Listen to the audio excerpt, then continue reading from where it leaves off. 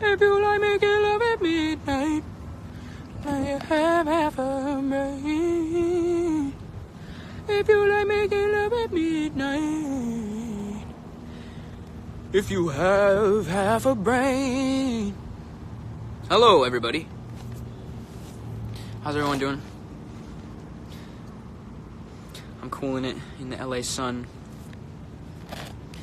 So, we got like a lot of people in here already. Hello, everyone. So if you saw the story, I wanted to come on live and kind of talk to you guys about my whole situation going on. I know I've been kind of in the dark the past couple weeks. So for those of you who don't know, I have been in the hospital for the past 13 days. So it honestly felt longer, not gonna lie, it felt a lot longer. But I've been in the hospital for the past like 14 days or so, 13, 14 days, about 2 weeks, because of this right here. So this is my bandage. That's my bandage. So you missed some of the live, it's okay. All you missed was basically me just saying, hey everybody, been MIA, but I'm back and I'm here to explain. So, am I better? Yes, I am way better. I'm almost back to 100%, which is so exciting. So, basically, to explain what's going on with this whole situation, you need a med kit. I need a med kit.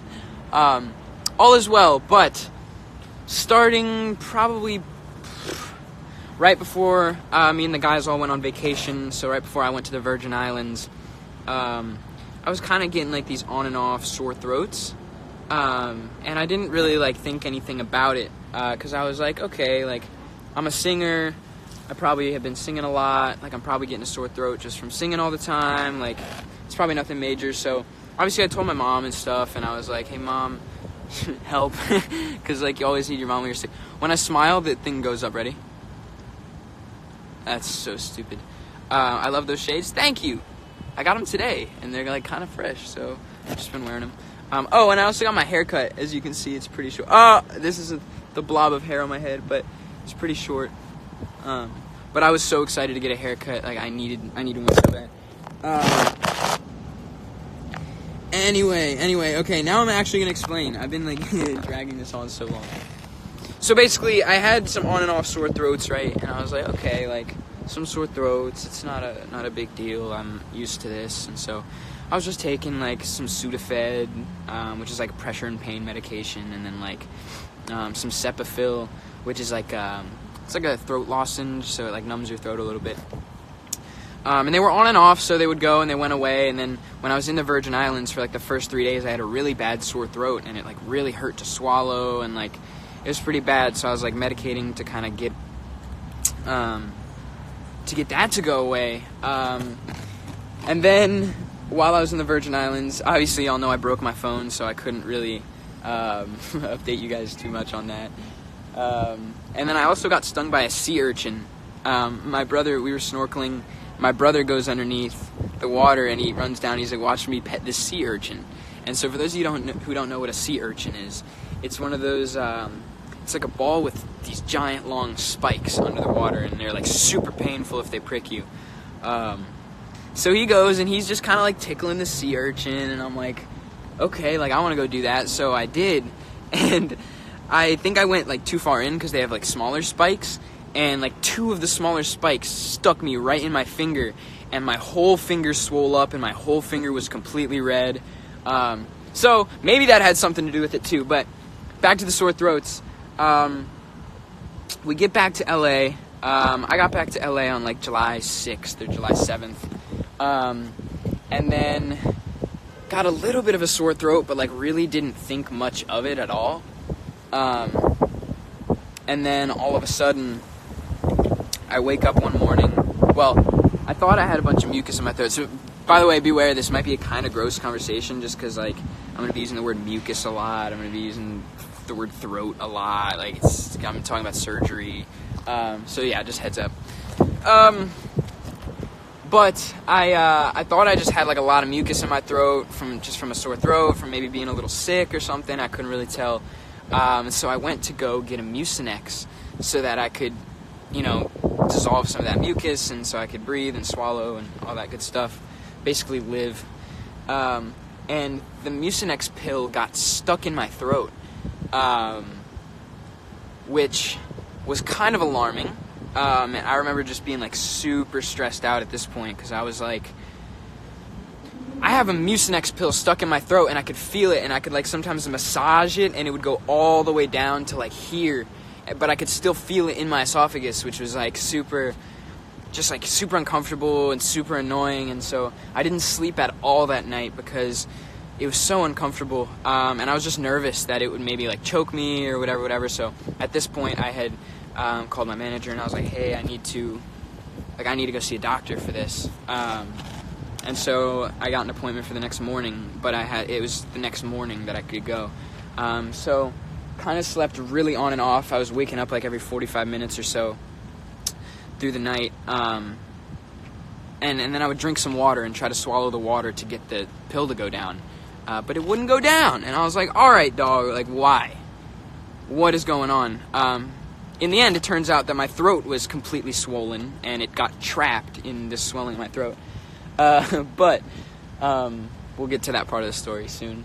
So I go and see the doctor in the morning, and he basically says, okay, you have a very, very bad throat infection, and there is an abscess, which is basically like, it's like a big swelling. It's like it's a kind of gross way to put it. It's kind of like a pus pocket, I guess. It's like I don't know. It's like a huge swollen ball in my throat that was covering 90% of my airway.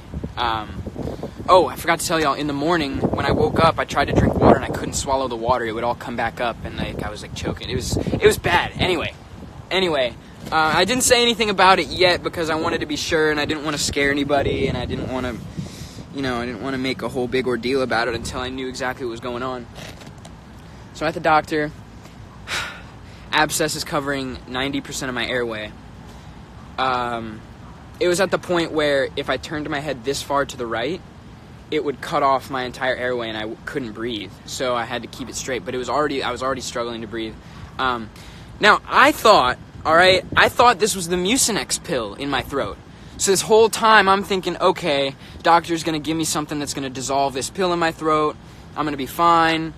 Nothing bad's going to happen. I'll go back to normal. But then I found out that it was a swelling thing. So then they rushed me in an ambulance to the ER. And I was put in intensive care for, I ended up being there for 4 or 5 days. But that day that they rushed me to the ER, we got there, and then literally within like an hour or two, I got what's called a CAT scan, so they could scan my whole, scan my throat, see what was going on. And then a couple hours after that, doc goes, we need to have surgery tonight, ASAP. So that was at about 2 o'clock, and then about 5 o'clock, 5:30, I went into surgery. So somewhere between that time frame, I tweeted saying, hey everybody, this is the dealio, I gotta get surgery, I'll be out. So for those of you who are wondering what kind of surgery I got what's called a tracheometry or something like, tracheometry, just some big doctor word that I don't know. Which is essentially, the doctor had to cut a hole in my windpipe. This is the kind of gross part, so if you're sensitive to this kind of stuff, beware. But cut a hole in my windpipe and had to go in my throat and basically cut a bunch of like lesions. Tracheotomy, that's what it is, tracheotomy. Thank you, Acravis, you rock. Tracheometry, that sounds like some sort of math subject. So that was what I got, and basically the infection was around my entire throat. Now the good news that I found out soon was that my vocal cords were in perfect condition. My voice box was pretty messed up because it had gotten infected, but my vocal cords were not infected at all. My vocal cords were in perfect condition, which was the biggest relief for me ever, because my biggest worry was oh my god, like what if this infection goes into my vocal cords, and like what if I can't sing, or like what if I can't even talk at the end of this, or like, you know what I mean? So there were a lot of thoughts going through my head. But I mean, you always just got to stay positive, and I tried to keep myself positive and really just hope for the best. Because you know, when you put good energy out there, good energy tends to return, which is something I believe in. So, God, why does my hair keep falling out this thing? Come on, Hat, you're supposed to help me out. Please, Hat. So, as you guys can probably tell, I was pretty stressed at this point. Okay, yep, sorry. I was pretty stressed at this point because I didn't know it was going to happen. But I got the trach in. Now, the trach is basically like a tube that kind of goes in your throat right here, and it has a little tube that goes down, and it basically makes it so that you can breathe, because my throat was swollen all up here and I couldn't breathe through my nose and my mouth. So I essentially had to breathe through my throat. That way, you know, I could get my oxygen and I could breathe and stay alive, basically. Had the trach in intensive care for about 5 days. And when the trach's in, you can't talk. Did it hurt? Yeah. I mean, coming right out of surgery was pretty bad because I went under anesthesia, obviously, so I woke up and didn't know where I was, and I was in ICU, and I was like, oh, okay, like, what's happening? My neck is in a ton of pain. But they were giving me painkillers and stuff to make sure that I was all right, and the painkillers helped me through. The painkillers got me through. I was fine. But at this point, I hadn't eaten in 4 days because I didn't have what's called a PICC line, which is where they can feed you your proteins and your amino acids and basically just everything you need to survive. I had only been getting fluids and liquids, which you can't survive without water for very long at all. So they were pumping fluids and liquids in me and antibiotics and stuff like that to fight the infection, and then my fluids were basically keeping me alive. And then I got what's called a PICC line, which is a line that goes in your arm here. I still have the bandage on. You can't really see, it's under here, but it runs through here into the major vein right here, and it goes across your chest in the vein and into your heart. Not all the way into your heart, but just basically to the entryway of your heart right here.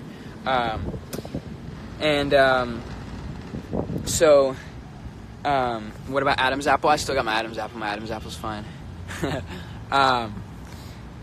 But that's basically how they fed me, was through that PICC line, which didn't hurt at all, so don't worry about that. It didn't hurt at all. It just kept me alive.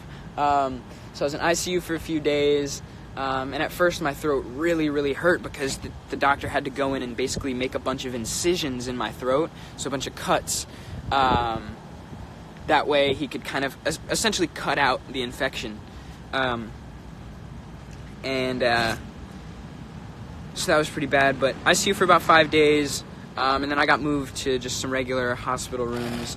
But it was funny. All the nurses were super nice to me, and they were really, really great. A lot of great care, just making sure I'm okay, and always making sure that my medicine and my fluids and my food is all, like, you know, up to date, up to par, making sure that I'm not, you know, dipping down on any of my essentials or anything like that. So the care was amazing, and so it definitely wasn't as bad of an experience as it could have been.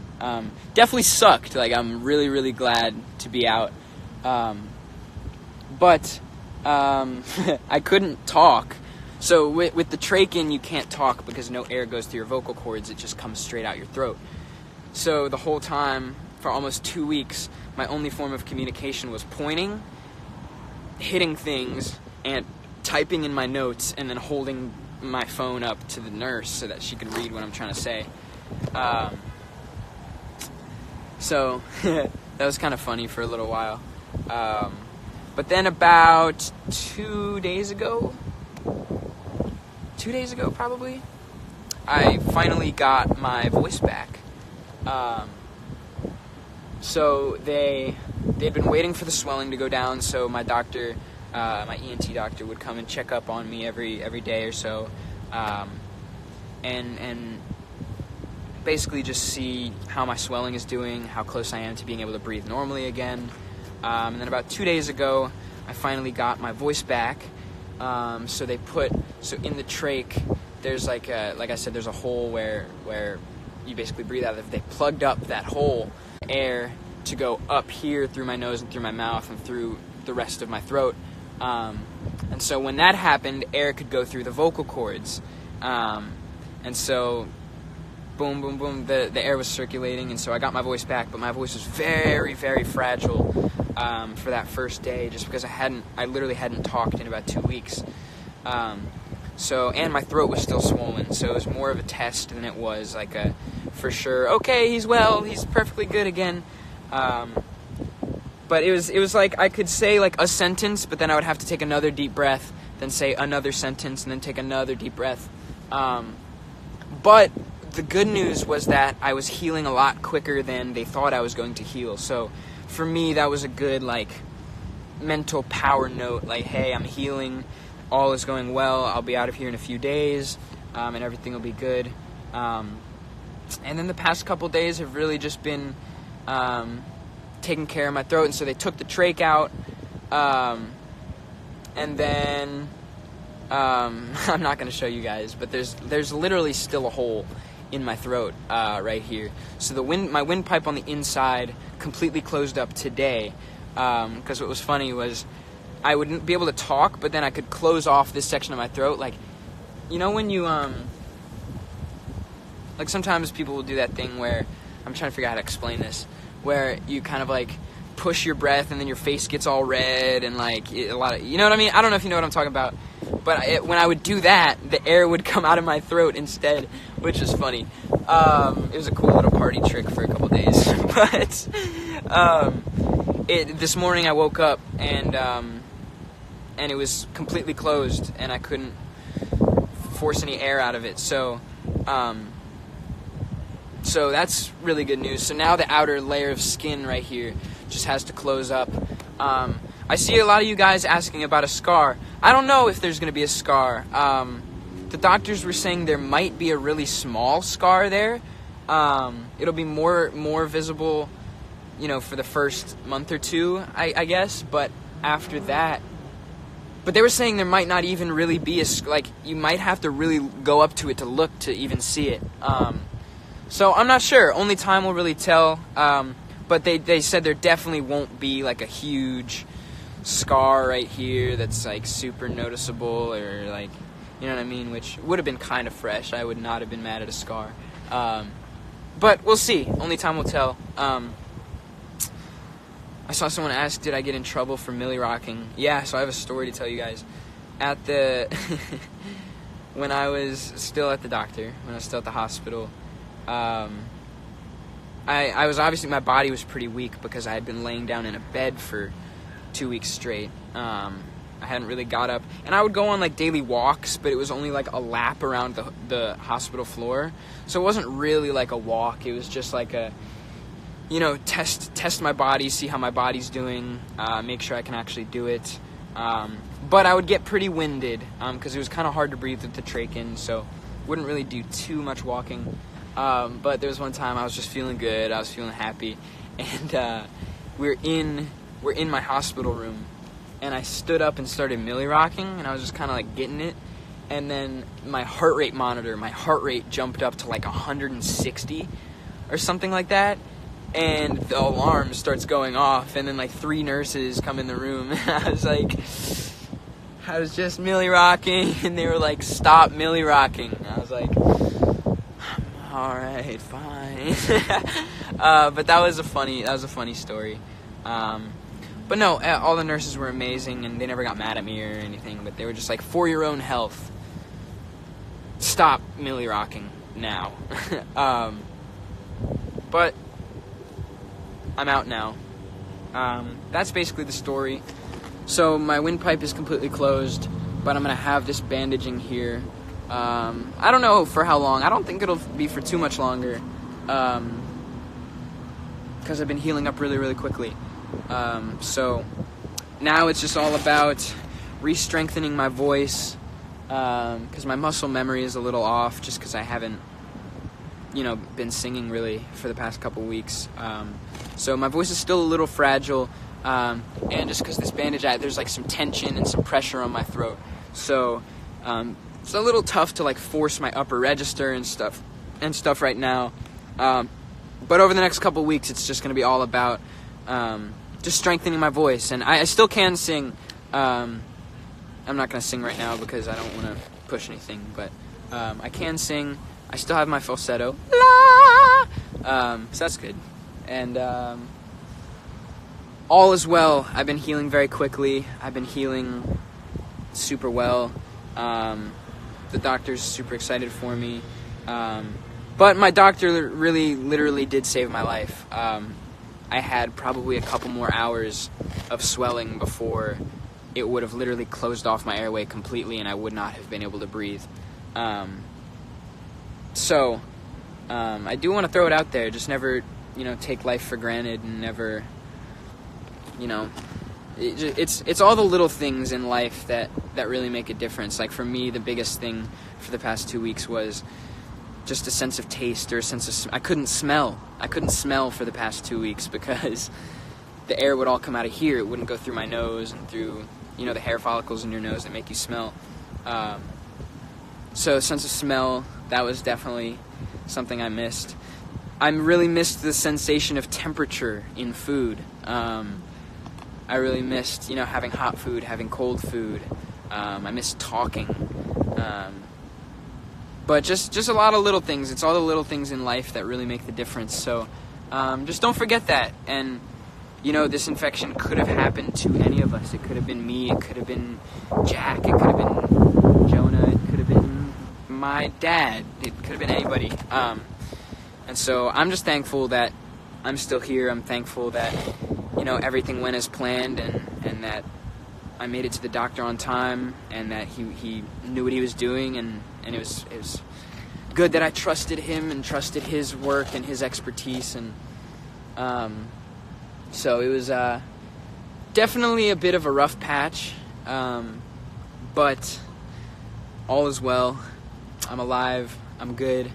I can sing. I can talk. And I've been getting back to eating. At first I could only do liquids. Like the first day I got my voice back, I could only do liquids. But they gave me ice cream and they gave me yogurt and stuff, which was good. Eating ice cream for the first time was an experience because I was like, oh my gosh. And my throat was super sensitive, so I could feel the coldness of the ice cream go all the way down, which is funny. But yeah, going back to what I was saying, just really don't take life for granted. And really just, live each day in the moment and with kindness and with positivity, and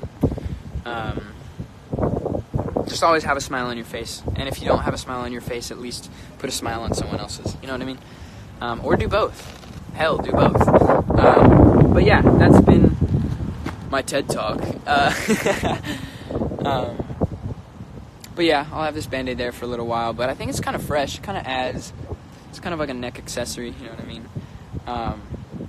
So, yeah, thank you. I want to also thank you guys for all the positive support and all the love and everything you guys were showing me on social media while I was in the hospital, because it really helped keep me going. I would not have been able to do it alone. My mom and my dad and my brother and my sister, they all flew out and stayed with me. My dad, my brother, and sister stayed for a few days, but my dad had to go back to work, and my brother and sister have work and stuff, so they couldn't stay. But my mom stayed the whole time, and my mom's out here in LA with us, which is cool. So she's taking care of my bandage and making sure I'm doing all good and stuff. So should be out here for a few days. But I've been eating good again. I had to kind of ease into eating because my throat obviously was still a little swollen, so I had to I still can't eat Doritos or like really crunchy foods, like French bread, tough French bread I can't eat yet, because we really just don't want to scrape anything in my throat right now, because that would be very bad. But yeah, all is well. Everything is good. I'm back. I'm just really excited to be back because it was a long 2 weeks, I'll tell you guys, not being able to talk and just sitting there playing Fortnite all day, like, just felt like a lazy potato. It's just, I needed to get out, so very, very excited to be back. I just had some pizza. I went out to dinner with my mom, and we got some pasta. It was delicious. Am I attending the WDW concert? Yeah, of course. I'm literally almost right back at it. So as soon as we're back out on the road, I will be fine. I'll be good. So I'm just taking the next, the time while we're still in LA to really just focus on healing and dieting right and that kind of thing. So, yeah. But again, going back to thanking you guys. Thank you guys so much for all the support and all the care and all the love and happiness and positivity you guys showed me while I was in the hospital, because it really, really, really did help. It was really cool for me to go online and just see that people care and people are praying for me, and that I was in more people's thoughts than I could even imagine. So thank you guys, and yeah, just take my experience with a grain of salt, and hopefully you guys can learn something from it and live every day to the fullest, and really just show the love to those around you that maybe don't get as much love as they deserve, or just really make sure that everybody's okay, and that you show love to people, because you never know when it's your last day. Thankfully mine hasn't come yet. Almost did, but we're good, we're alive, we're well, and we got more music to make, baby. We got more shows to do, we got things to see, people to meet. I'm gonna cry. No, I'm just kidding. Yeah, thank you guys for coming on here and listening to my story too. Like I said, hopefully y'all can learn something from it. You'll probably hear me talk about it a lot in interviews. But yeah, we back, baby. Corbyn is back. Corbyn is back in the game. Throat is healing up nicely. Oh, and just so you guys know, it doesn't hurt anymore. There's no pain. So I'm not in any pain. I'm all good. The only pain that sucks is when you take this off, because it pulls my skin and it's but that's it. So yeah, I'm gonna hop off right now. I'm kind of hungry. I had some pizza, but I want to get something to drink. So I love you guys. Y'all rock. Again, thank you for all the love you and the guys always show me. Oh, and while we were in the hospital, we got nominated for a VMA. That was sick. What? We got nominated for a VMA? What in the nuts? That was crazy. So make sure y'all are voting for that, because that's cool. It'd be really cool to take that home. So yeah, but that's all in y'all's hands. It's all in the power of the limelights. And yeah, I'm glad you guys are enjoying the new music. I'm glad you guys are enjoying Hooked and Talk. We had a great time making those songs, and I can't wait to perform them. I can't wait to do some acoustic sets and perform them, and it's gonna be fun. So glad y'all are enjoying it, and I'm glad y'all are all here to experience this live with me and experience this beautiful day with me today. But yeah, I'm gonna go, but I just wanted to update y'all, make sure y'all knew what was going on with me and with my whole situation. So how's my singing voice? Perfect. I still gotta strengthen it a little bit, but I got my falsetto. La, la. So I got the whole range, so I'll be all good. Alright, peace out, y'all. Thank you for watching. Hope I could answer your questions, and expect me to be back on social media all the time now. I'm no longer a ghost. Oh man, I gotta say, actually, before I go, y'all should have seen my sideburns. 2 weeks of no shaving in the hospital. Oh boy, it's just atrocious. Just atrocious. I had to shave them off immediately. But that's all. Alright, peace out, guys. I love you all. Have an amazing day. Bye, guys.